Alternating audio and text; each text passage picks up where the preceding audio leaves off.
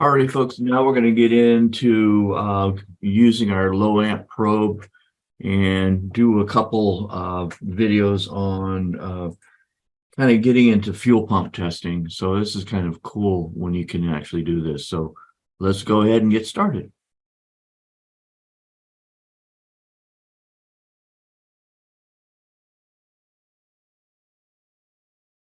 Alrighty, folks, now we're going to get into the low amp current probe that you can actually attach a lot of times on a lot of your lab scopes, and this is going to help you diagnose other problems. And one of the things I think is pretty cool is to actually test fuel pumps. You can actually test them before they go bad, and this will actually help your customers out a little bit too. So one of we can actually, I'll give you kind of good captures, and this is going to help you actually get into that. So one of the things that you look at is actually using the amp probe. Now, a lot of the amp probes, they'll actually convert over to electrical current, so you have to be able to read it correctly. So this is, a 3 amp actually movement going on right now. You can actually see it waveform here, a nice little sine wave type going on.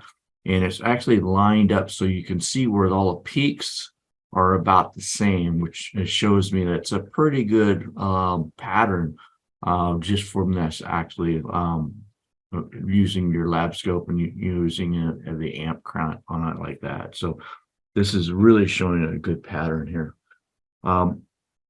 The other one I wanted to show you too, so that was pretty much a Honda. Now let's go, into another pattern, and you get, well, I should say, let's kind of divide it up a little bit here. So if you look at the pattern, you can actually see where they come out about the same.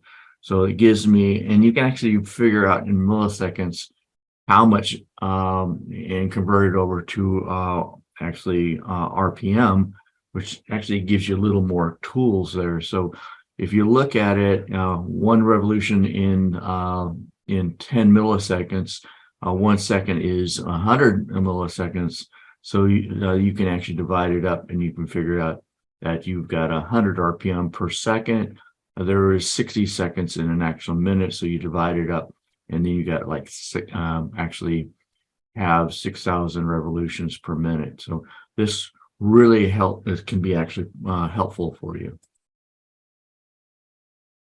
All right, so if we go into a Mazda fuel pump here, this is another one, and you can actually see where it actually gives a little bit of a different pattern, but it's not bad, so the tops are dips from actually the lower spikes to determine the speed. So we can actually see the averages.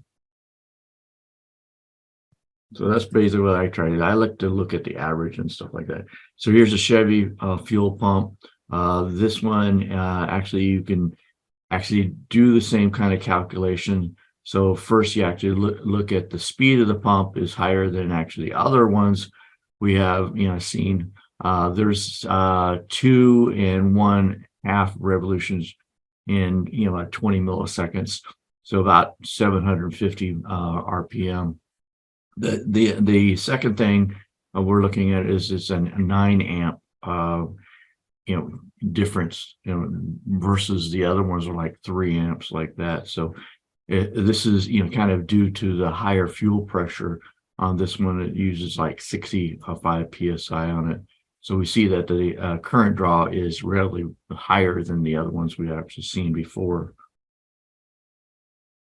This one's a Ford one here. I'm sorry, but this one you can actually see the Ford is at 6,000 RPM with a 4 amp average, and note that actually has higher peaks along that. Actually, looking at it, it's a lot of times we can actually see where it actually changes. We get higher pulls on it sometimes when we actually have a higher restriction, like a bad fuel filter and stuff like that too. This is a Dodge. You can see this is just a normal, Dodge fuel pump, and you can actually see all the peaks going up down. You do see a little bit of a difference here, so it's a little bit low, but it's not that critical. So if you start seeing a lot of difference, you can see the commentators actually, not lining up, not actually giving you that good current going through. This is a Chrysler one. This is actually, speed is only about 520 RPM instead of the actual 6,000, which we've been looking at. And notice that the actual, the ramp does not wander like some of the other ones you did before. So checking and capturing these current ramps actually do some major services when the actual changing of the fuel filter. You can actually see some changes sometimes. So if you see this kind of pattern, this is kind of a normal type one. See it.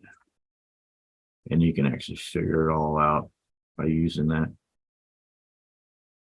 So just one revolution there.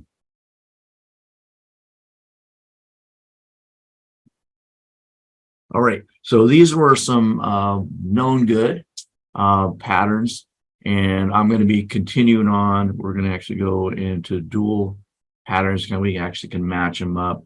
And then as we go along, I'm going to start giving you some case examples that I've actually captured over the years. So until next time, don't forget to like and subscribe if you like this content. This helps me, figure out if I should do some more in this kind of category, or if I should do another type thing. I've got so much material to actually do some videos on.